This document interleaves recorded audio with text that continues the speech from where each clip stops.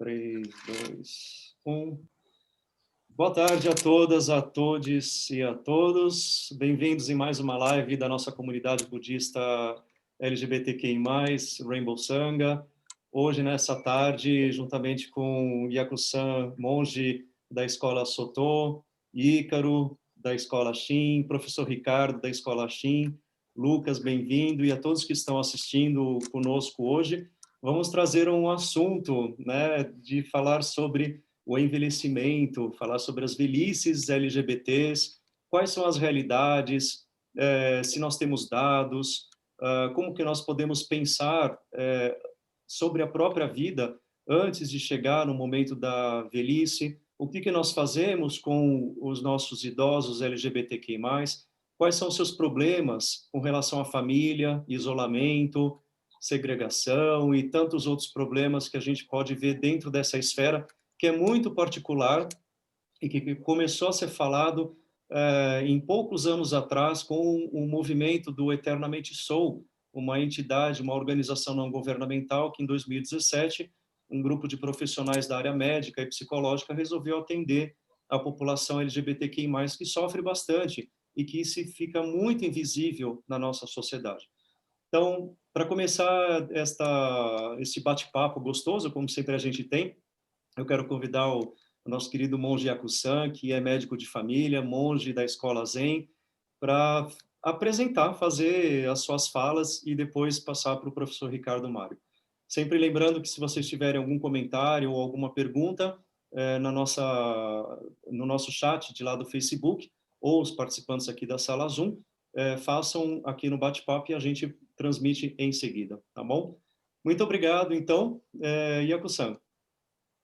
Meu querido, boa tarde a todos, todas, todos. É uma alegria, como sempre, estar aqui, de falar de algo que, para mim, pessoalmente, é muito caro, porque eu atendo pessoas idosas LGBT, eu tenho amigos que estão em processo de envelhecimento, e, acima de tudo, bom, eu vejo isso o tempo todo em grupos de trabalho e, por incrível que pareça, por mais que eu diga que veja, é algo que na literatura tem pouquíssimo, gente. Aí eu vou trazer uma mescla dos elementos do budismo, e sempre quando eu escuto falar em velhice, ou tentaram romantizar por muito tempo, né, em falar em terceira idade, melhor idade, tentaram achar eufemismos para algo que vai acontecer. Eu sempre me lembro das 5 lembranças do Thich Nhat Hanh, né, quando ele fala que é da minha natureza envelhecer, não posso evitar a velhice, da minha natureza adoecer, não posso evitar a doença, é da minha natureza morrer, não posso evitar a morte, e todas as coisas e pessoas que amo compartilham dessa natureza da mudança e não posso evitar a separação. E ainda tem a última que ele fala que meus atos são as únicas posses verdadeiras, eu não posso evitar as consequências dos atos, né? Os atos são o chão onde eu fico em pé, era o que ele falava. Então, a velhice, ela vai ser a etapa final de uma construção de vida, né? Então, já cabe essa reflexão trazendo a perspectiva da Dharma. Mas o que eu quero trazer hoje é uma coisa um pouquinho mais científica, dura, assim, de ciência dura mesmo, né? O budismo ele acaba entrando no ramo da ciência das religiões, mas trazendo uma coisa dura para a perspectiva biomédica, ainda mais que você, né, que Jan Sensei citou Eternamente Sou.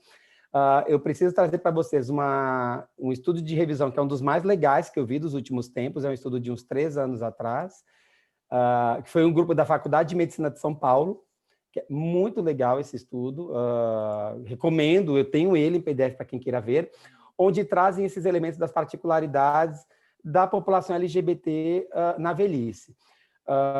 Porque tem uma série de elementos que eles vão levantando algumas lebres, né, como eu digo, acerca de como essas pessoas se comportam, né? E do que é preciso fazer para reduzir a invisibilidade dessas pessoas.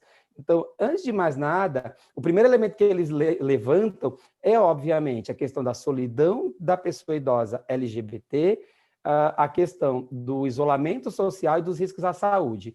Né? Se a gente pensar cidades maiores, como São Paulo, como Porto Alegre, né, o Sul do Sul, Porto Alegre é a capital onde tem mais pessoas idosas e mais pessoas em geral morando sozinhas. Então a gente de cara já tem uma solidão por si só, independente da faixa etária.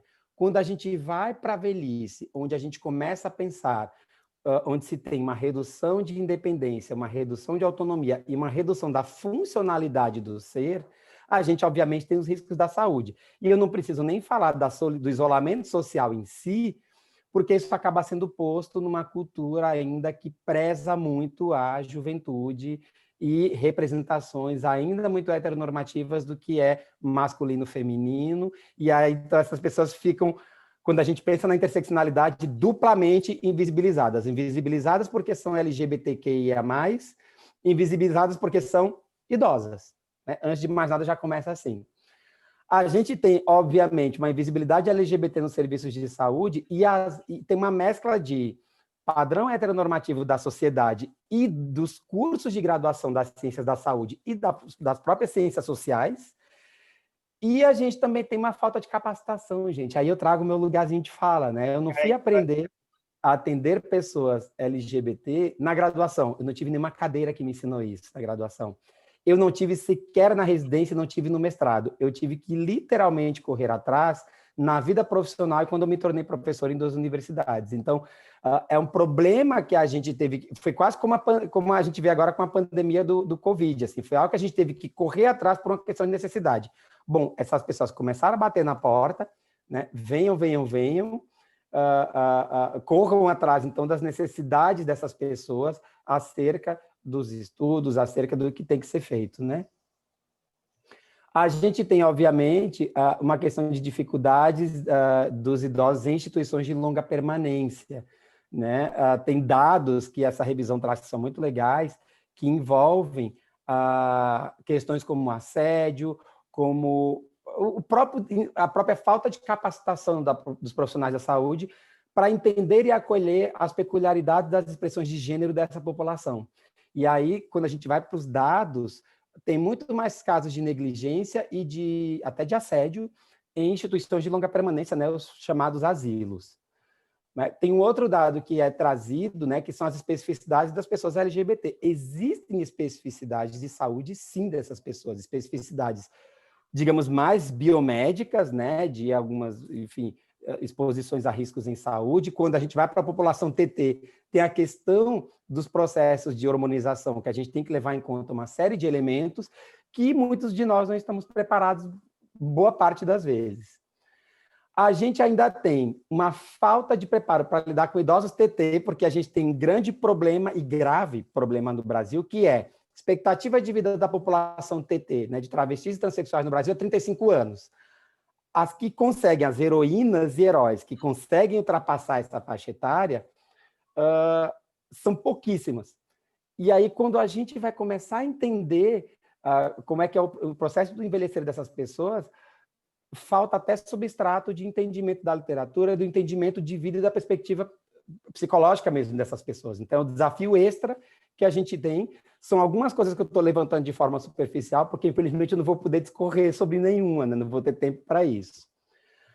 A gente ainda tem, obviamente, as particularidades dos cuidados de fim de vida dos idosos LGBT, porque quando a gente pensa na perda que eu falei antes, da autonomia, da independência e da funcionalidade de cada pessoa idosa LGBT, as próprias redes de apoio delas são muito frágeis, né, gente? A pessoa LGBT tem uma rede de apoio muito frágil. Quando a gente vai para a população queer, para a população trans e travesti, é pior ainda, porque muitas são expulsos de casa muito cedo. E a rede de apoio delas é uma rede que a gente chama informal, que é composta basicamente pelos amigos, pela própria comunidade que as acolhe. E aí, no fim da vida, se tem que repensar que tipo de apoio vai ser suprido para essas pessoas para terem, acima de tudo, qualidade de vida. E, por fim, qual é a realidade do Brasil? País que mais mata populações LGBT, que ainda tem toda uma estrutura de homofobia estrutural, né? Se fala muito em racismo estrutural, mas nós temos uma LGBTfobia estrutural, que tem que ser pensada. Então, são elementos que eu trago para vocês de reflexões para a gente começar a pensar, então, o que pode ser feito por essas pessoas quando a gente tem, por base, elementos tão fortes, tão contundentes e ainda com substrato de literatura tão baixo. Então, era um pouco isso que eu queria trazer de provocações iniciais. Agradeço imensamente, obviamente, o curtíssimo tempo, mas a ideia era trazer essas provocações já para começar a disparar as discussões. Maravilhoso, muito obrigado, Yaku-san. Eu acho que essas provocações elas são muito necessárias. Cada uma deve ser discorrida com muito tempo de apreço, porque quando a gente pensa na velhice das pessoas que estão isoladas, e depois tem a questão do tratamento médico, tem a questão de como que essas pessoas são acolhidas nos residenciais, né, também chamado asilos. Qual é o padrão de saúde que nós oferecemos especificamente para as pessoas TTs, por exemplo, né? Mais ainda que é específico. Então, é preciso haver políticas públicas, né? Várias políticas públicas nesse sentido, de promover um bem-estar para essas pessoas. Principalmente, construir uma sociedade onde o discurso a respeito dessas pessoas, elas estão inseridas, né? Não é alguma coisa que deva ser marginalizado ou colocado para debaixo do tapete. A nossa cultura ocidental, mais ainda, né? Nós temos uma tendência a ver o idoso de uma outra forma. E aí eu quero convidar o professor Ricardo Mário, com a sua idade auspiciosa e maravilhosa de uma vida dedicada ao meio acadêmico, dedicado ao budismo, né? É a nossa mais brilhante cabeça pensante do budismo nesse país, em como que o senhor vê essa questão do envelhecimento dentro da perspectiva do budismo. E onde que o budismo contribui com o senhor para encarar momentos do envelhecimento, da família e desse momento de isolamento da pandemia? Professor. Boa tarde a todos os irmãos, né? Bem, falar de envelhecimento é falar de mim mesmo, né? Porque eu estou vivendo na carne este processo, estou com 79 aninhos, né? Mas eu queria recuar um passo atrás e começar a lembrar o que o budismo diz sobre o envelhecimento, né? O envelhecimento é um dos dukkha, ou seja, sofrimento, ou melhor, insatisfação, mencionado logo no primeiro sermão do Buda após sua iluminação. Insatisfação porque acredito que ninguém se sinta satisfeito em envelhecer. Todo mundo que envelhece olha, de certa forma, com saudade, né? Para os tempos de juventude que se foram, só que eles não voltam mais, não é? Mas nas escrituras, nos Nikaya, a gente encontra passagens muito interessantes sobre o envelhecimento, né? Eu queria lembrar aqui o capítulo 11 do Dhammapada, Jaravaga, ou seja, o capítulo do envelhecimento, né? Eu vou ler algumas estrofes, né? Por que o riso? Por que a alegria quando tudo está permanentemente ardendo? Envoltos pelas trevas, uma luz não buscareis? Observe esta imagem adornada, um corpo cheio de feridas, composto, enfermo e tomado de muitos pensamentos, no qual não há estabilidade nem firmeza. Decrépito é este corpo, um ninho de doenças, perecível. Desagrega-se essa massa pútrida, em verdade, na morte a vida termina. Quais cabaças no outono abandonadas são esses ossos esbranquiçados? Que prazer poderá haver em neles olhar? De ossos esta cidadela é feita, emplastrada de carne e sangue, na qual estão depositados orgulho, hipocrisia, velhice e morte. Tremendamente realista, né? Um quadro bastante realista do processo de decrepitude, de decadência física, de dissolução, né? O ser humano sujeito à impermanência, né? À medida que vai envelhecendo, seu corpo vai decaindo, né? Até se reduzir a um punhado de ossos esbranquiçados, como é dito também num dos textos lá do nosso Shinju, né? A carta da ossada branca do mestre Renyo, né? Então, realmente, o envelhecimento é fonte de insatisfação. E na nossa sociedade contemporânea, as coisas são muito piores, né, do que nas sociedades tradicionais. porque as sociedades tradicionais elas tinham como modelo a família extensa, a grande família, não é? Em que as várias gerações viviam todas juntas. Não é? Então, os que envelheciam tinham o apoio, o amparo das gerações mais jovens que se abrigavam sob o mesmo teto. Né? Agora, a sociedade contemporânea, que adotou o modelo da família nuclear, né? Expõe os idosos à experiência do abandono, da solidão. Né? E as gerações mais jovens, né, vivem reclamando que não tem tempo nem condições de cuidar dos idosos, né? E os idosos ou ficam abandonados a si mesmos ou jogados em instituições, em casas de repouso. Né? Eu diria mais ainda, né? O problema da sociedade contemporânea é muito mais sério porque a medicina prolongou a vida. A média, né, da longevidade tende a aumentar cada vez mais. Só que a nossa sociedade não deu ainda condições, não criou estruturas para amparar a existência desses envelhecidos, né, que aumentam em número, né, e, de certa forma, são jogados aí sem a devida infraestrutura para garantir a sua subsistência. Né? Então, a experiência do idoso na sociedade contemporânea é dolorosa, né? É solidão, é abandono, né? É exclusão, é incompreensão. Né? E eu lembro um outro aspecto. A nossa sociedade é uma sociedade de consumo, né?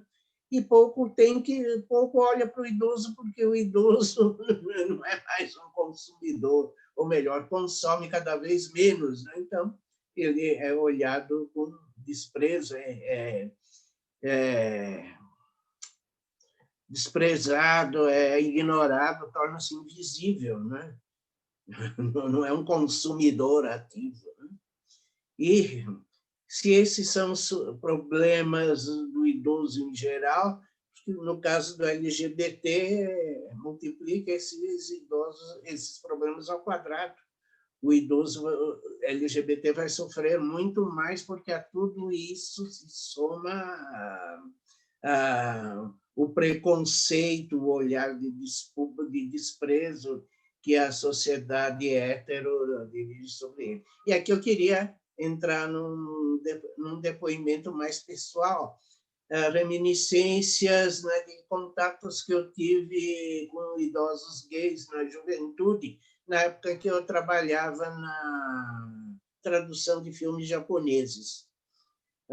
Quando eu trabalhava com os filmes japoneses nos anos 60, né, o escritório da empresa japonesa de cinema, a empresa Toho, era frequentemente visitada por críticos de cinema, críticos que se sentiam extremamente atraídos pelo cinema japonês, que estava vivendo seus dias de auge, né, de glória. Era a época dos grandes filmes do Kurosawa e outros grandes diretores. Né? E dentre esses críticos de cinema havia um senhor, realmente já bastante envelhecido, né, que, pelo próprio comportamento exterior dele, né, não negava que ele era gay, praticamente. Estava escrito na testa, eu sou um gay. E era um senhor apaixonado por cultura japonesa, por artes, etc. Uma pessoa muito culta, né? E naquela época, início dos anos 60, eu estava ainda ligado ao Soto Zen. Né? Durante alguns anos da minha vida, eu vivi no Soto Zen, praticando Zazen. Né? E estávamos começando com um grupo de Zazen para brasileiros. Né? E este senhor, crítico de cinema gay, foi um dos primeiros a brasileiros a aparecer lá no Templo da São Joaquim para fazer zazen, né? Só que ele não veio sozinho. Ele chegou acompanhado de um séquito de rapazes, vários deles niceis, né? Ele adorava os rapazes niceis, né? E lembre-se a época que nós estamos, né? Anos 60, era uma época em que o preconceito contra o público gay não tinha freios, não havia nenhuma voz de crítica a esse preconceito, né? Então, além dos problemas inerentes à velhice em geral, eu percebi que ele tinha sérios problemas pelo fato de ser um idoso gay, e era visto com escárnio, como objeto de chacota, né, de piada, né? Todo mundo dizia, né? Esse velho aí põe esses meninos agarrados nele, será que esse velho não tem vergonha na cara? Né? Era olhado com muito escárnio, com muito desprezo, né? Ele não era exatamente objeto de ódio ou de violência, né? Mas era, digamos assim, um motivo de piada, né? Era o sujeito de que todo mundo ria, todo mundo levava ele no ridículo, fazia dele motivo de escárnio, de piadas, né? Esse me parece ser ainda, né, um grande problema do idoso gay, né? Eu não posso entrar aqui nos problemas que o Iaco-san levantou, né? Mas eu gostaria de focalizar mais esse aspecto, né?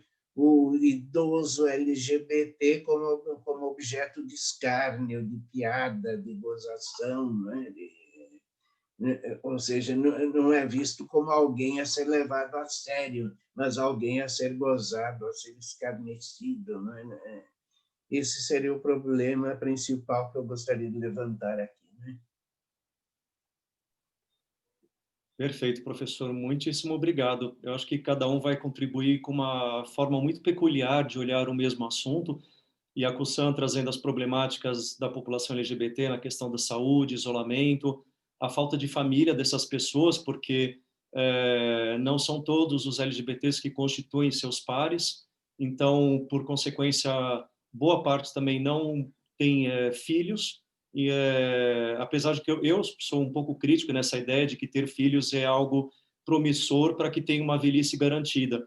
Eu acho que esse discurso valia no passado, mas mesmo casais héteros que se sentem abandonados pelos próprios pais, né, por N razões, ou estruturais, ou financeiras, ou simplesmente discórdias, desafetos, né?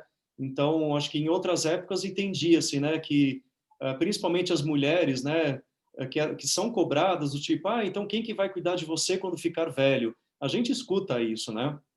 E eu acho que todo o LGBT que está nos assistindo pensa assim, bom, a minha família são os meus amigos, né? O meu grupinho de amigos, a minha rodinha já pensou seriamente da gente morar todos no mesmo prédio, ou então comprar um terreno e cada um construir uma casa para todo mundo morar junto e um cuidar do outro, porque essa que vai ser a nossa família, né? Na ausência da família sanguínea, né? Minha mãe até lá já terá ido, minhas irmãs talvez, mas isso também não significa de garantia de amparo, né? Como foi colocado. Nós estamos aqui no prédio com um problema muito sério de uma senhora que não tem absolutamente ninguém, né? E ela entrou no processo do Alzheimer. Então, todos os dias, nós moradores fazemos um revezamento para levar comida para ela, porque se não levar, ela não come, né? Então, essa semana eu fui, quarta, quinta e sexta, levar o almoço para ela. Ela não tem irmão, irmã, não tem sobrinho, tio, nada, zero, né? E estamos aí vendo o que o prédio pode fazer, né? Então, na população LGBT, isso realmente se potencializa, né? Eu pensei de trazer algumas coisas, professor Ricardo, e o senhor já deu a primeira tacada quando o Buda fala algumas coisas no Dhammapada, e eu encontrei 2 trechos de sutra fazendo pesquisa do que o Buda fala, e eu encontrei tantas palavras sobre velhice, envelhecimento nos sutras, né? E eu queria recortar um pouquinho aqui para fazer a minha reflexão e convidar vocês a fazer perguntas ou comentários que já estão surgindo aqui no nosso bate-papo, né? No Sutra Dutya, ele diz assim, aqui um monge reflete assim, eu agora sou jovem, com cabelo negro, dotado com as bênçãos da juventude no primeiro estágio da vida, mas chegará o tempo em que a velhice irá tomar o corpo, tomar conta do corpo. Agora, quando alguém é velho, subjugado pela idade, não é fácil se ocupar com os ensinamentos do Buda, não é fácil viver em locais afastados nas florestas e bosques. Antes que essa condição indesejada, não aspirada, desagradável recaia sobre mim, que eu estimule a energia para alcançar aquilo que ainda não foi alcançado, para obter aquilo que ainda não foi obtido, para realizar aquilo que ainda não foi realizado. Assim, quando eu estiver naquela condição, permanecerei tranquilo, muito embora esteja velho. Esse é o primeiro perigo do futuro que, considerado por um bhikkhu, um monge, é o suficiente para que ele permaneça diligente, ardente e decidido para alcançar aquilo que ainda não foi realizado, obter aquilo que não foi obtido e realizar aquilo que não foi realizado. E num outro sutra, Jara Sutra, Sutta, assim como são as coisas, Ananda, quando jovem, a pessoa está sujeita ao envelhecimento, quando saudável, sujeita à enfermidade, quando viva, sujeita à morte. A complexitude já não é tão mais pura e brilhante. Os membros flácidos e enrugados, as costas recurvadas, é possível discernir uma mudança nas faculdades, faculdade do olho, do ouvido, do nariz, da língua e do corpo. E nesses dois recortes de sutras, eu começo a fazer minha reflexão de como que o budismo pode contribuir para nós nos prepararmos, né, a respeito desse assunto com nós mesmos ou com aqueles que estão aos nossos redores, né? Primeiro eu reflito sobre a própria existência, né? Nós experimentamos a vida na condição humana. E como é dito no nosso hino do Tríplice Refúgio, como é difícil nascer humano, né? Raro é receber a vida na forma humana e nós a recebemos. Raro é ouvir o Dharma do Buda e agora a nós podemos ouvi-lo. Se não despertarmos da vida presente, quando poderemos recebê-lo? Com reverência, tomemos refúgio na tríplice joia da verdade do budismo. Por que tomar refúgio na tríplice joia, né? Nós, como o professor Ricardo colocou a respeito do mundo contemporâneo, consumista, e a quem interessa o público idoso, se não nos últimos anos, criando turismo para a terceira idade, faculdade para a terceira idade, mas durante muito tempo esse público não é visto, né? Nós não vemos propaganda com pessoas idosas, não vemos o idoso como um ideal de vida, ou como foi colocado aqui em um dos nossos comentários pelo Ademilson, em que o idoso ele é referência do conhecimento, da experiência, do saber, né? A juventude é que prevalece, a academia, a beleza, o bem-estar, a saúde, a jovialidade, só que não dá para a gente colocar para debaixo do tapete isso.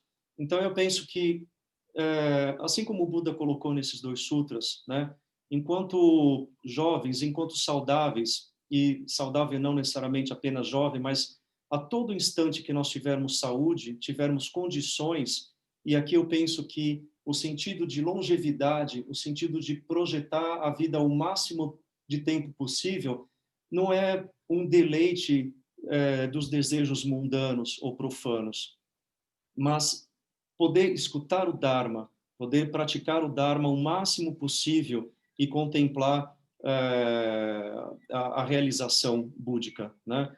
Então, quando a gente pensa na nossa existência, a gente come, dorme, trabalha, e a boa parte do tempo a gente não presta atenção no que está fazendo, né? Aqui acho que cabe lembrar do caminho óctuplo, né? A atenção correta e a compreensão correta são dois caminhos que são muito importantes para entender a própria existência, né? Então, se nós ignorarmos essa questão, eu acho que a vida ela passa em vão, né?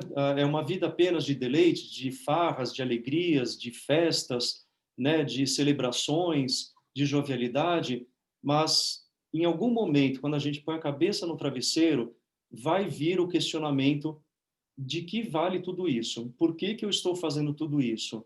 Se tudo isso é efêmero, como o próprio Buda diz nas quatro nobres verdades, né?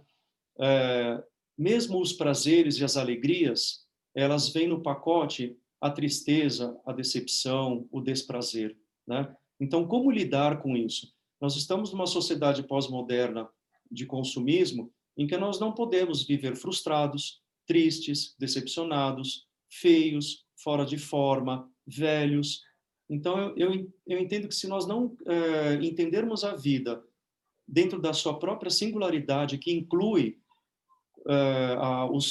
as três saídas do Buda Shakyamuni, né, encontrando uma pessoa idosa, uma pessoa doente e uma pessoa morta, o que são essas três saídas dele? Reflexos para a sua própria quarta saída, quando ele encontra um asceta, né? Ele se questiona a respeito dessas três saídas na sua quarta saída, indagando do que vale viver a vida se nós envelhecemos, adoecemos e morremos, né? E a resposta, então, ele vê nessa quarta saída dentro do asceta, né? Então, nós recebemos a vida humana, a forma humana, né? Nos manifestamos a vida na condição humana por incontáveis causas e condições. Eu gosto muito da fala na voz passiva, de que não sou eu que vivo, mas eu sou vivido, não sou eu que nasci, mas eu fui nascido, eu fui alimentado, eu fui educado, né? Então, a vida ela é muito preciosa e nós precisamos cuidar da condição de cada vida que se manifesta, cuidar o máximo possível compreendendo essa vida, né? Então, perceber que a vida não vai passar em vão, né? Ou seja, é qualificar a vida, né? Dar um significado muito importante na vida. É muito comum quando pensamos em budismo ou espiritualidades diversas, em pensar em várias vidas, né? Quem eu fui na vida passada ou quem serei na vida futura, e a gente fica iludido com esses apegos de uma vida no passado e no futuro, e a gente esquece da vida presente. Nós temos apenas este momento, né? A vida é do aqui e agora. Uma vez, fazendo uma cerimônia lá no templo, me veio um insight na hora que eu acendi um incenso.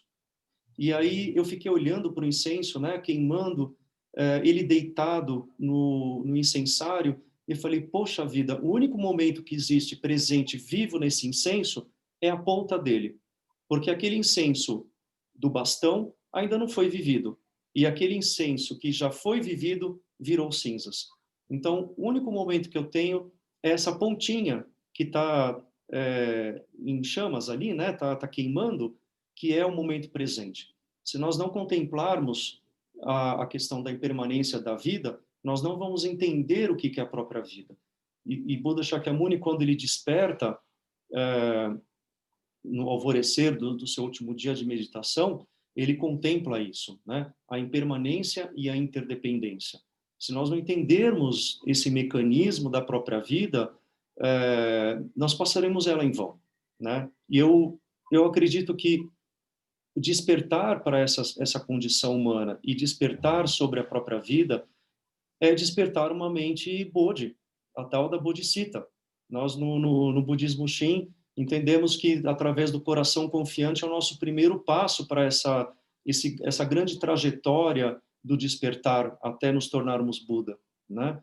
Então, aprender no budismo, né, estudar o budismo, estudar a própria vida, significa investigar esse eu que nunca foi investigado, né? É questionar as nossas próprias perspectivas, a nossa visão de mundo, nos tornarmos objeto desse estudo, né? Tudo isso no intuito de nós nos prepararmos para uma velhice, né? Ou cuidar das pessoas que estão próximas da gente, né? Eu vejo minha mãe hoje, já com seus 84 anos, o quanto ela não se transformou nos últimos anos e, né, e cuidar dela se torna um grande prazer, né? Proporcionar qualidade de vida para as pessoas que estão próximas da gente. E, dentro de uma esfera social, criarmos condições para cuidar dessas pessoas. Eu moro já há muitos anos no mesmo prédio, e aqui do lado tem um residencial de idoso. Então, diversas vezes da minha janela eu escuto as pessoas falarem, chorarem, escuto vozes diferentes, e eu fico me perguntando quantas pessoas não passaram ali. E aí eu me ponho, será que uma pessoa transexual ela seria bem aceita nesse residencial? Né? Como que essas pessoas elas seriam tratadas? Quem foram essas pessoas que estão aí? Claro, existem famílias que não têm condições estruturais, financeiras, por vezes, para cuidar dos seus idosos e terceirizam isso através dos residenciais, né?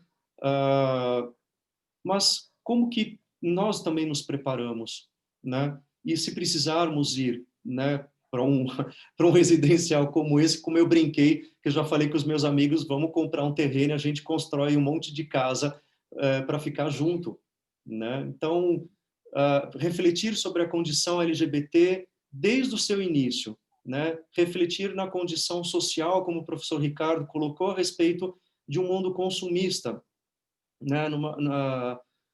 E pensar como que nós podemos nos preparar para isso, porque ele é inevitável, né? Por mais que nós prolonguemos a nossa vida com cirurgia estética, com botox, com academia, com alimentação saudável, mas não adianta querer estar saudável do lado de fora se nós não nos entendemos como saudáveis dentro de uma perspectiva iluminada. E acho que eu acredito que o budismo ele vem contribuir nesse sentido, né? Então, é nisso que eu queria refletir e queria agora abrir espaço, né, para os nossos participantes aqui fazerem as suas perguntas. Vou dar uma olhadinha aqui no bate-papo também do Facebook, né? Então, vamos lá. Aqui do lado tem o Bruno. Um assunto ao qual voltamos diversas vezes também é lembrado ao falarmos de envelhecimento. Esses assuntos são os padrões impostos, padrões esses também impostos dentro da própria comunidade LGBTQI+. Sinceramente, não consigo me lembrar da última vez que eu vi uma pessoa idosa retratada como símbolo ou associada à causa LGBTQI+. O apego à juventude me parece ser ignorância, talvez deliberada, sobre a impermanência, o inconformismo com o tempo. Bruno, sua colocação é muitíssimo interessante e aqui eu não tenho como não lembrar da ONG Eternamente Sou, em que é uma bênção esse movimento ter surgido na nossa sociedade em 2017 e com tão pouco espaço de tempo já conseguiu ações junto, se eu não me engano, à Secretaria do Bem-Estar do Estado daqui de São Paulo. E hoje eles já se encontram no estado de Santa Catarina e do Rio de Janeiro com as suas filiais, sucursais, eu não sei como que eles estão organizados nesse sentido, né?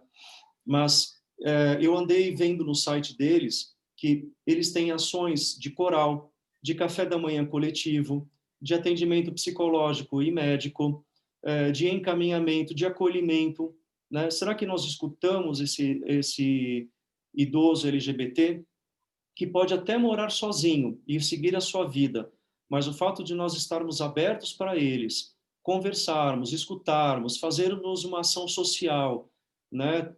Fazer um almoço, um café da manhã e passarmos um filme, fazermos uma atividade física, artística, cultural, tudo isso ressignifica a vida daquelas pessoas, em específico a LGBT, pela condição do isolamento e de estrutura familiar, né, que ela passa a não ter, né? Mas é muito interessante. E o apego à juventude que você comentou, Bruno, nós falamos de apego no budismo o tempo todo, né? Como nós nos tornamos reféns dos nossos 5 agregados, né? Que nos criam uma ideia de um eu substancial e permanente. Nós somos eternos, né? Se não somos eternos fisicamente, nós somos eternos espiritualmente, né? E é muito interessante isso, né? Os senhores presentes querem fazer comentários? Vou dar uma olhadinha lá no bate-papo. Lucas, Ícaro, fiquem à vontade. Eu queria falar um pouco sobre o que o Sensei trouxe, né, o Ricardo Mago trouxe sobre a sociedade contemporânea, né, o quanto ela rejeita a velhice. Se a gente olhar para trás na história, o velho ele tinha um lugar de importância muito grande na sociedade, né, eram os anciões que tinham grande conhecimento, né, eram cultuados, eram respeitados. Nessa cultura nossa capitalista, né, que é pautada no trabalho, na produção, né, quando você para de produzir, você é descartado pela sociedade. Né? Então, assim, tipo, se você envelhece, não consegue mais trabalhar, não tem, em tese, nada a oferecer enquanto produção mesmo, né? E só traz, na verdade, gastos para a família, né? Que não são gastos, né? Porque toda família tem gastos, os gastos são diferentes, né? Mas essa sociedade capitalista ela trouxe muito esse ideal do descarte, né? Do descarte daquele que não pode produzir, né? E daquele que não teria como contribuir para a sociedade do consumo, né? Tipo, e isso, ao mesmo tempo, né? Com o tempo, eu fiquei pensando aqui se isso não já traz essa ideia do medo de envelhecer embutido, porque você vai ser descartado, né? Você já sabe que vai ser descartado. Então, é um processo, né? Esse medo de envelhecer é resultado de um processo dessa cultura do descarte do capitalismo, né? Assim, então, você fica evitando ao máximo chegar nessa condição da velhice, né? Que é uma condição que todo mundo chega. E aí eu lembrei também dessa indústria farmacopornográfica, né? Porque você tem a indústria farmacêutica muito forte, tentando evitar com que as pessoas pareçam velhas, né? Os botox, as cirurgias plásticas, os remédios estéticos, e as pessoas ficam nessa paranoia, né? De não parecer que está envelhecendo, não querer mostrar para a sociedade a idade real que tem, né? Não querendo contemplar essa impermanência do corpo, né? E essa questão da pornografia também, né? Porque essa indústria pornográfica, principalmente no nosso meio LGBT, ela traz um ideal de corpo específico, ela traz um ideal de virilidade específico, que é uma coisa que ninguém tem o tempo inteiro, que as pessoas não ficam assim para sempre, e elas entram também em uma outra paranoia, achando que elas precisam performar daquele jeito, né? Então, são indústrias que vão contribuindo para que as pessoas elas cada vez pensem menos sobre o processo da impermanência e cada vez queiram adiar mais a velhice e não serem velhos e não aceitar essa condição que é uma condição humana, né? Todos nós vamos chegar nessa condição, né? Todos nós vamos, a pele vai cair, a gente vai curvar, é um processo natural, as árvores acontece isso com elas, os animais acontecem com eles também. Por que a gente escaparia disso, né? Então eu fiquei pensando sobre como é que essa sociedade contemporânea ela foi evoluindo para que a gente chegasse nessa angústia tão grande, né, de viver, né, porque a gente vive nessa angústia de viver, que o professor trouxe essa questão do sofrimento, né, de que você evitar refletir sobre impermanência e evitar refletir que você vai envelhecer é sofrimento puro, né, você fica constantemente envelhecendo, porque você tem aquela imagem que quer construir para a sociedade, para os amigos, para o marido ou esposa, né, tipo, fica com medo de perder o parceiro, a parceira, porque vai estar envelhecendo, porque vai performar de um jeito diferente, né? Perder o emprego, porque as pessoas vão envelhecendo, elas têm cada vez menos oportunidade de trabalhar. É engraçado que elas têm mais conhecimento, elas sabem fazer melhor aquilo que elas foram empenhadas em fazer e elas são descartadas pelo mercado de trabalho, né? É um processo meio irracional tudo isso, né? Fiquei pensando sobre isso. Sem dúvida. Alguns comentários aqui a respeito como o José Luiz colocou, né, qualquer doutrina espiritual verdadeira é anticapitalista, porque ele pensa na distribuição, a igualdade, a solidariedade, né?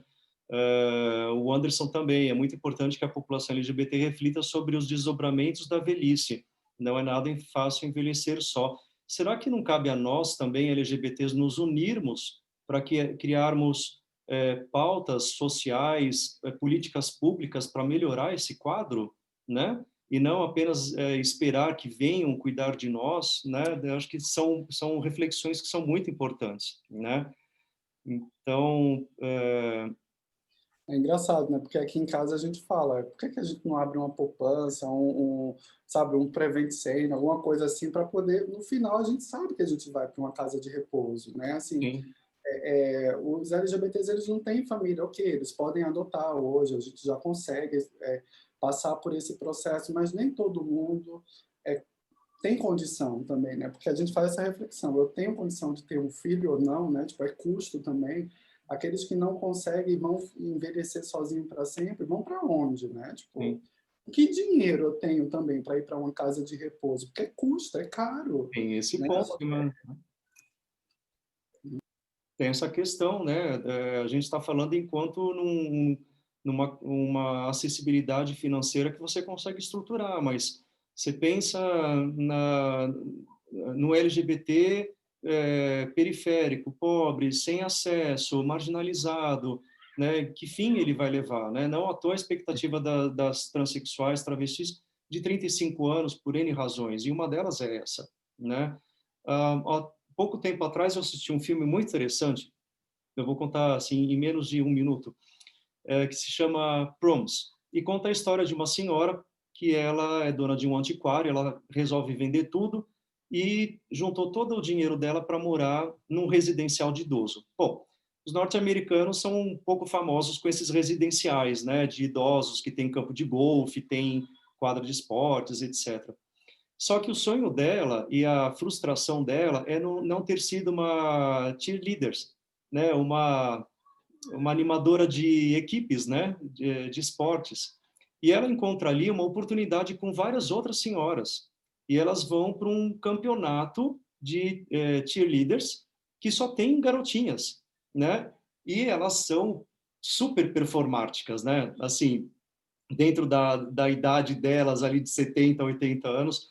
E como é interessante também encarar a própria velhice com um bom humor, né? Não entender aquilo como uma decepção, uma degradação, uma tristeza, né? Ou seja, tentar reverter esse quadro. Eu sou do litoral, eu sou de Santos, e Santos foi eleita já diversas vezes a melhor cidade para a pessoa idosa morar, né? E eu falo para minha mãe, fica aí, não sai, porque aí é tudo plano, tem escola de surf para os idosos, os SESCs e os clubes, eles são muito bem adaptados para a pessoa idosa, né? Então, eu acho que é isso, cabe a nós nos prepararmos, se possível, né, para ressignificar esse momento também, né? Professor Ricardo, como que o senhor acha que o budismo, o ensinamento budista contribui para o senhor encarar desafios? Porque o ensinamento budista nos estimula nos enxergarmos a nós mesmos, né? E nós não, normalmente nós não queremos nos enxergar, principalmente quando percebemos que existe algo extremamente desagradável em nós mesmos, né? Eu acho que muitas pessoas têm dificuldade de aceitar o envelhecimento exatamente por achá-lo desagradável. Aí fica se iludindo com operações plásticas, com cosméticos e outras coisas que o progresso proporciona, mas isso é apenas um adiamento, né? É apenas um adiamento, porque a decrepitude vai vir mesmo, né? E virar de forma inexorável, né? Mas eu queria chamar a atenção para alguns aspectos de natureza socioeconômica que foram aflorados ligeiramente, né? Mas não foram muito aprofundados, né? A ideologia neoliberal que está aí não quer nada conosco, não quer nada com nós idosos, né? Eu sempre cito aquela famosa Madame Christine Lagarde, lá do FMI, Fome e Miséria Internacional, que ela dizia: o número de idosos está aumentando, isto vai causar sérios problemas para a economia, precisamos fazer alguma coisa.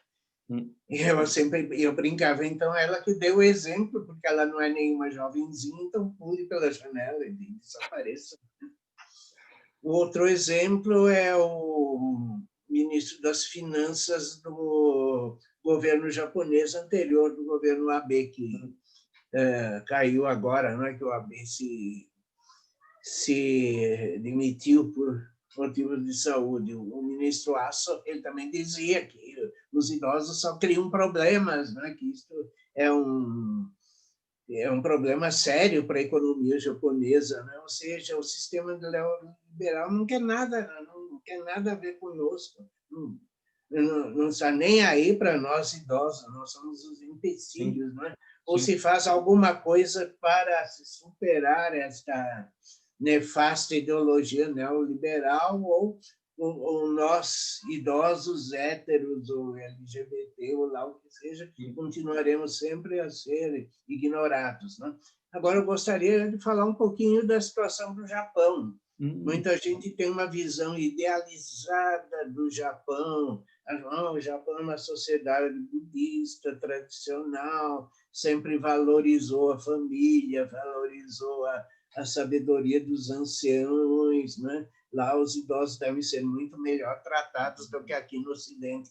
Esqueça, lei do engano, não é nada disso. A situação do idoso no Japão hoje é miserável, né? Porque os jovens vão para as grandes cidades e deixam os idosos abandonados na província, entregues a si mesmos, né? E no Japão o sistema de assistência social é muito mais precário do que aqui. Sim. Lá não existe nada, por exemplo, comparável ao nosso SUS. Sim. Então, lá surge uma série de soluções pontuais, soluções paliativas, mas não resolvem nada, né? Então, há casos terríveis, né, de casais de idosos abandonados a si mesmo, um cuidando do outro. Agora, quando um adoece gravemente e o outro não dá conta, o que acontece? Há muitos casos de duplo suicídio, o famoso shinju, como se diz em japonês. Ou seja, o idoso que ainda está mais ou menos em forma, chega um momento que ele não consegue mais cuidar daquele que está em situação pior. Então, o que ele faz? Ele mata o outro e se suicida. Sim. É trágico isso, doloroso, horrível, horripilante, né? Então, o Japão não é nenhum paraíso para os idosos, não. Sim. A gente muito pelo contrário, né? Então, sim. Vamos nos olhar nesse espelho japonês aí, porque corremos o risco de seguir o mesmo caminho, né? Sim.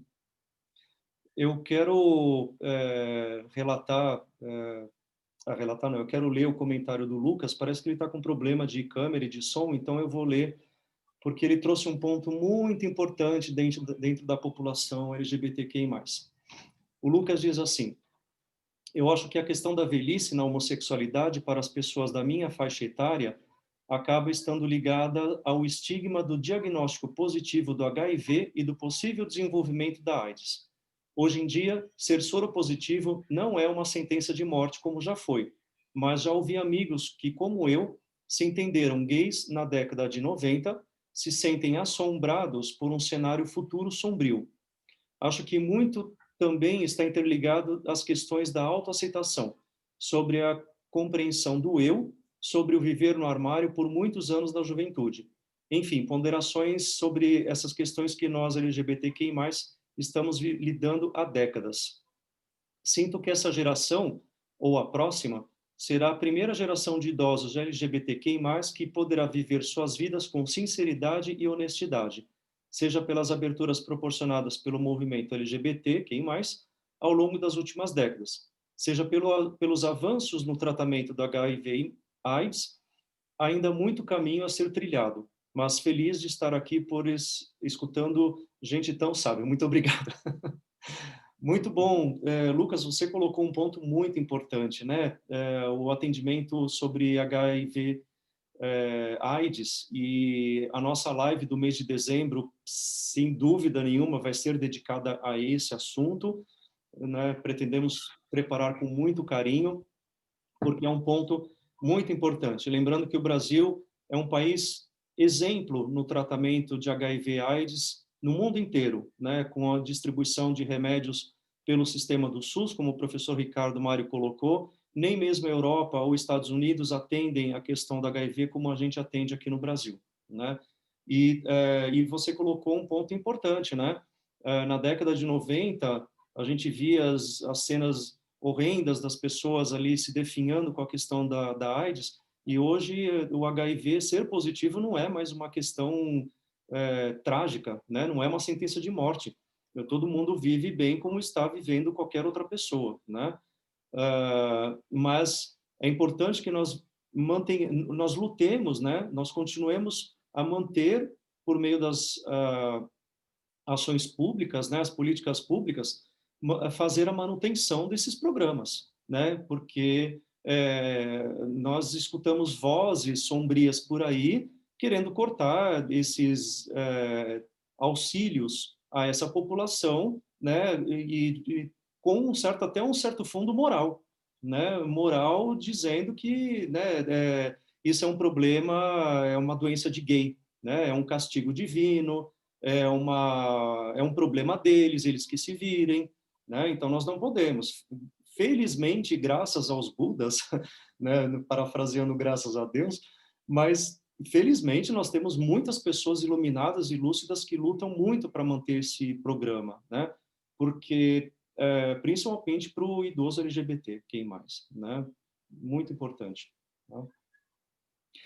Como coloca o José Luiz aqui, os programas estão ameaçados, né? Cabe a nós lutarmos para que, né, por meio, nós vamos ter aí eleições no mês que vem, né? Daqui 2 anos tem eleição para a esfera governamental, que nós possamos, né, eleger pessoas lúcidas a respeito da política LGBTQI+, né? Porque sim, professor. Bem, o querido irmão fala em eleições. Eu sou absolutamente cético em relação a eleições. Eleições não vão resolver nada. É a fala do proforma. Não vai resolver nada, não é? Porque as eleições não vão mudar o quadro da hegemonia. Você até pode eleger alguns políticos bem intencionados, mas eles vão deparar com um quadro hegemônico absolutamente hostil. Né? O que nós precisamos pensar seriamente é em reformas sociais radicais.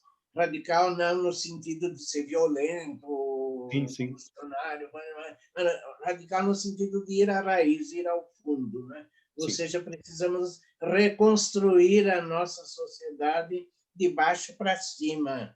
Precisamos reconstruir a sociedade, digamos assim, como uma rede de grupos comunitários, de cooperativas, de grupos de autoajuda, né?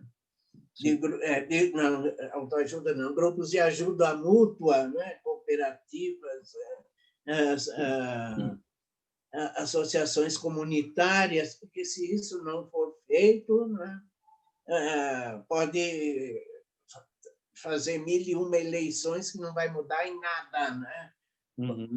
Alguns poucos políticos bem intencionados são eleitos, mas não podem lutar contra a hegemonia, né? E ou se deixam corromper ou são esmagados, né? Na história recente desse país, nós temos vários casos, né, de pessoas que começaram uma trajetória política muito bem intencionada e terminaram mergulhados num lodaçal de corrupção, né? Então, eu não vejo eleição como solução para nada.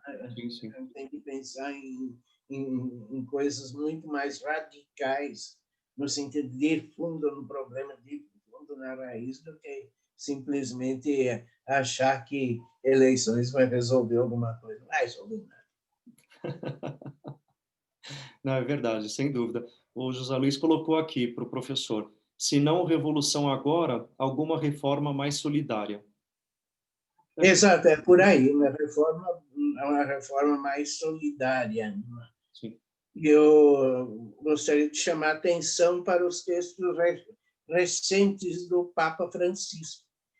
nos seus últimos textos, ele tem chamado a atenção para a necessidade de criarmos uma sociedade mais solidária, mais fraterna, e ele não se dirige apenas aos cristãos católicos, ele está assumindo uma postura mais universalista, apelando para as pessoas das mais diferentes religiões, né? É bom prestar atenção no que o Papa Francisco está dizendo, está propondo, né? Para toda a humanidade, não apenas para a comunidade de católicos romanos, né? Querido Yaku-san voltou, que bom! Olá, muito obrigado, querida. Era uma palestra relativamente curta, porque era uma mesa redonda, então eu consegui participar só na minha parte, então correu tudo muito bem. Era evento grande, tinha poucas perguntas, até assim, era mais uma conferência, então tinha poucas perguntas. Então, que bom que deu tempo de voltar. Joguei minhas provocações, agora eu posso conversar um pouco sobre elas. Então vou te passar mais esse espaço, porque a gente começa ali quase, né, iniciando o fim, né? Já são 5:05, mas, Yaku-san, na sua ausência, o Lucas trouxe a questão do HIV/AIDS para a população LGBTQI mais idosa. Você quer falar um pouquinho desse assunto? Nossa, maravilhoso questionamento, porque o que acontece? Bom, né? A gente, graças a várias causas e condições, a gente está vendo a população, algumas pessoas, né? Porque, obviamente, nos anos 80, várias pessoas morreram, porque não deu tempo de ter cura, de ter medicamentos suficientes, enfim. Então, graças a uma série de causas e condições, HIV hoje em dia é o que a gente diria uma das principais doenças crônicas transmissíveis do mundo, da atualidade, junto aí com as hepatites virais. Mas quando a gente pensa na população idosa, tem questões muito próprias de saúde que envolvem essa população, porque, inclusive, o que acaba matando essa população não é o HIV, inclusive, são efeitos colaterais dos antirretrovirais, né? Tem os infartos, os AVCs, que são os efeitos colaterais comuns. Só que tem um elemento, gente, que assim, ó, teria que ser um motivo, Jean Sensei, só para ter uma live sobre isso, que é o estigma social da população soropositiva no Brasil. A gente tem um problema dezembro, sério. Né?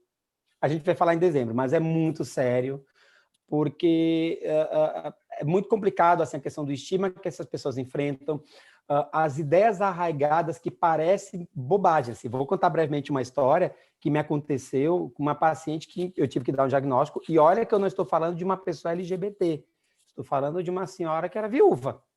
E aconteceu depois com uma moça trans que eu atendi.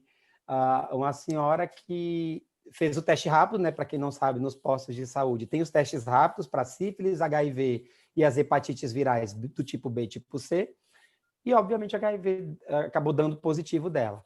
Ela brigou com a enfermeira na primeira vez tal, e pediu para eu fazer o teste. Duvidou da enfermeira, enfim, infelizmente ainda tem essas relações de poder que são estranhas na saúde, e veio, tudo bem. Fiz o teste e deu positivo. E eu fui dar a notícia. Essa mulher entrou num pranto, num choro, e aí, no fim, ela começou com um discurso estranho, do tipo assim, meu filho, não vou poder mais segurar meu neto no braço, por favor, o senhor limpe a cadeira. Eu digo, não, senhora. Aí eu sei que assim, eu estava com alunos e residentes, eu falei, dona fulana, me dá um abraço. Eu interrompi ela, assim, parei, fiz, me dá um abraço. Ela, quê? Mas, doutor, não, me dá um abraço. Como assim? Me dá um abraço. E aí ela abraçou e chorando, né? Assim, eu falei, olha só, se eu estou pedindo para a senhora me dar um abraço, é porque abraçar, pegar seu neto, óbvio que não vai passar HIV para ninguém. Então, eu tive que sentar e fazer uma série de discussões. Então, parece que não existe, mas está mais próximo. Bom, basta olhar, gente, fake news no Brasil 2020, né? Não precisa ir muito longe. Então, se tem fake news sobre os mais diversos assuntos, vocês imaginem para o estigma do advento, o estigma da HIV/AIDS. Então, para a população idosa, tem alguns elementos de saúde que a gente tem que levar em conta, assim, que é a questão de efeitos colaterais dos antirretrovirais e um olhar sensível que a gente tem que ter, mas tem um elemento estigmatizante, que aí, assim, eu comecei falando, né, gente, antes de eu sair, da interseccionalidade. E aí, pensem, né, eu vou pegar, assim, eu vou traçar um cenário. Uma mulher trans, né, soropositiva, idosa. Ela tem uma série de elementos que vão acabar aumentando mais ainda o isolamento social dela, né? Porque é mulher, a população TT, que pelos mais diversos motivos, né, ou não tem acesso à saúde, ou a gente desconhece, ou tem, obviamente, os preconceitos arraigados, né? Existe uma LGBTfobia estrutural no Brasil e precisamos falar sobre isso. Se fala muito do racismo estrutural e ok, mas tem a questão da construção social dos papéis de gênero, e quando fala em pessoas trans, as pessoas dão um passo para trás e se assustam, e foco nas representações sociais. É aquilo que destoa do que eu construí no meu quadradinho social. É errado, é absurdo, é abominável. E tem o elemento HIV, que aí, se quem viveu os anos 80 sabe muito bem que o que era dito, né? Eu vim de uma palestra que eu estava falando de uma coisa chamada coping espiritual negativo, né? Que é quando fala-se que o que eu recebi é um castigo divino. E o que se falou muito tempo no advento do HIV é que, bem feito, essas pessoas pegaram, porque esse é castigo divino. E era dito, eu escutei não muito longe da minha própria família, as pessoas falando de quando saía na mídia, né, a questão do castigo divino. Então, é um elemento muito complexo quando a gente pensa em idosos LGBT, que a gente tem que ter um olhar muito sensível. Primeiro, quebrar realmente o estigma da população soropositiva, para poder trabalhar com o segundo elemento, que é a população idosa, pelos elementos que eu joguei no início, né, da questão do isolamento, aumentar o suporte. Eu adoro o trabalho do Eternamente Sou, que é citado no artigo que eu falei, eles são citados. Eu acho que foi a primeira e praticamente a única ONG em maior atividade. Tem ONGs LGBTs que fazem um trabalho, mas ninguém tão voltado especificamente para a população LGBT como a Eternamente Sou. Sim. Porque a questão da população LGBT acaba ocorrendo na velhice um elemento muito semelhante ao que ocorre na adolescência de uma pessoa LGBTQIA+, né? Tem a expulsão de casa, dependendo da conjuntura familiar, essa pessoa acaba tendo que criar uma nova rede de apoio, uma rede primária, e esse idoso também, muitas vezes, porque vários amigos morreram, essa pessoa às vezes está só, às vezes até viuvou, quem teve relações mais longas, acaba que também tem que se pensar numa rede de apoio para essa pessoa. Então, tem que se ter uma nova reconstrução no fim da vida da rede de apoio dessas pessoas, né? E se acaba não fazendo porque muitas vezes a cultura LGBT, é bonita, a gente vê as paradas, tudo muito colorido, está muito jovem, mas se esquece de trazer esse elemento e a gente esquece de ser inclusivo para essas pessoas. E eu estou falando em várias frentes. Na própria militância LGBT, são nos nossos próprios centros de prática budista, né? Porque temos lideranças budistas aqui entre nós, né?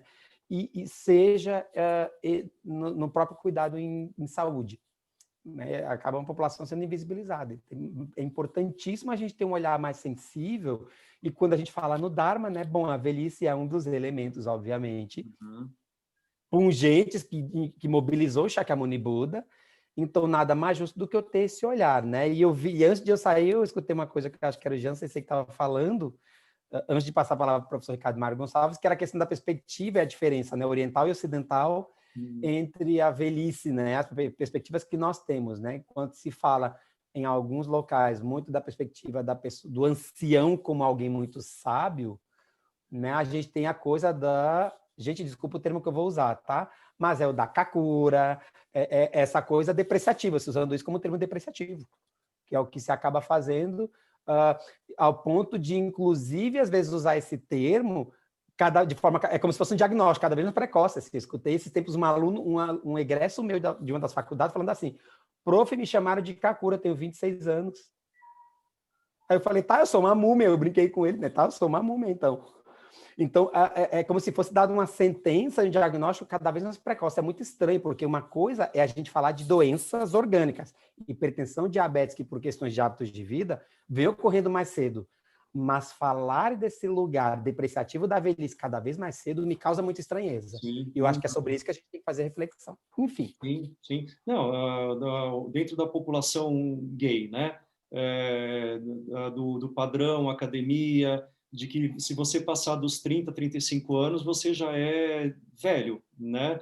Você já é um idoso, então você não é aceito, você tem que mudar de esfera. O tio Sukita está voltando o termo novamente.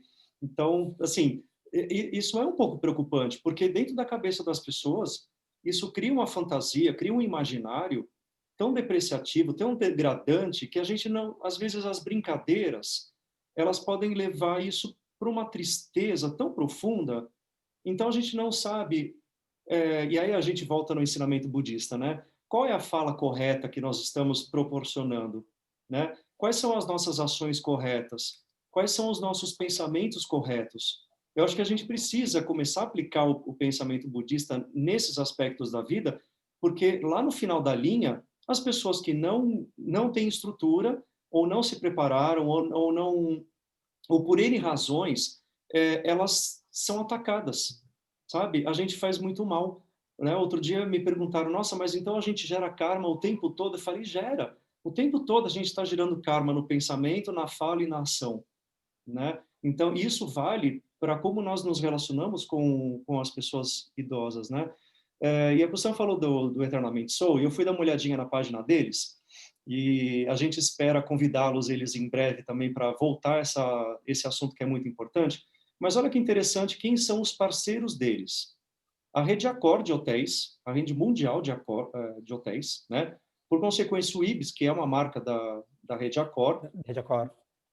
A Copas Tour, deve ser uma agência de turismo, né? O Casarão da Diversidade, a Mary Kay, a Casa Florescer, e Coco Brasil, eu não sei qual que é o nome dessa marca, e é o Centro de Referência do Idoso da Zona Norte, além da Comissão da Parada LGBT daqui de São Paulo, né?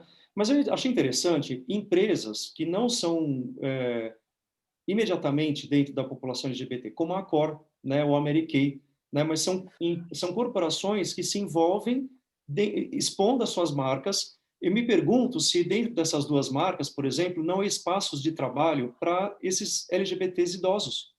Então, fiquei pensando no seguinte, Jansen, acerca da Mary Kay. Mary Kay é uma marca de cosméticos. Sim, né, exato. que é muito usada por população LGBT, por trans, travestis, mulheres cis. Então, eu acho que entra um pouco nisso. Uma coisa que a gente tem que aprender com o passar do tempo é exatamente desfazer as representações sociais, né? Eu fiquei pensando na representação social, né? De uma série de coisas, né? Jansen, você começou falando, né, na questão da cultura do corpo da academia, né? Por exemplo, do homem gay, né? E tem alguns elementos que nos mobilizam, por exemplo. E aí eu vou começar a falar algumas coisas que talvez causem estranheza. Então, assim, gente, primeira coisa, né? Nem todo homem gay vai para cadeia. Tem um vídeo clássico do Põe na Roda, né? Nem todo homem gay faz uma série de coisas. Mas aí, por exemplo, a gente tem que trazer também, nem toda mulher lésbica é caminhoneira. Nem toda transexual se prostitui. Nem todo homem gay maduro é sugar daddy. Porque também é um termo que agora ficou também em moda, e a questão, infelizmente, da representação até do dinheiro, né? Tem algo que é muito perigoso e daninho nessa perspectiva. Mas pensando na perspectiva, talvez, dos parcerias, voltando para as parcerias do Eternamente Sou, é engraçado como esses elementos sutis, eles acabam se imbricando de alguma forma, né? Porque a Mary Kay não é uma empresa que, não é que ela não é sabidamente gay-friendly, mas ela se coloca como gay-friendly à medida em que ela oferece coisas dela. Talvez tenham pessoas LGBT exatamente que sejam consultoras, né, dela. Fiquei pensando nessa perspectiva porque tem muitas consultoras, acaba tendo, né? A Natura não está aí, não sei como, porque a Natura também teve por muito tempo uma questão de estímulo a pessoas TT a serem consultoras de beleza, né? Então, é interessante dessa questão das parcerias e de o que a gente pode mais oferecer acerca de apoio, né? E de pequenas ações que podem fazer um movimento maior no mundo. Sim. Aliás, até fica de sugestão até para uma live, né? Falar sobre mercado de trabalho LGBTQI+, né? A gente pode pensar nisso depois, né, Yaku-san?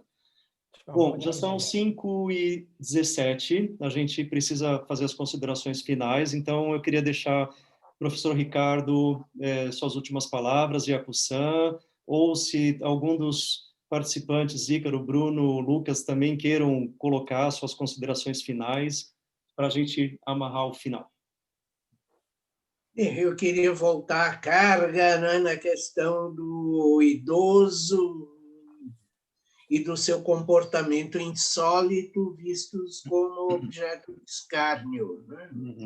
Quer dizer, eu tive algumas experiências de trabalho com o Itamaraty, com a Unesco, né? E eu conheci velhos diplomatas de repente começavam a correr atrás das meninas, a querer seduzir as meninas, e eram vistos como personagens ridículos. Né? Fulano virou um velho gagá. Hoje nós sabemos que há um lado patogênico aí, é a questão da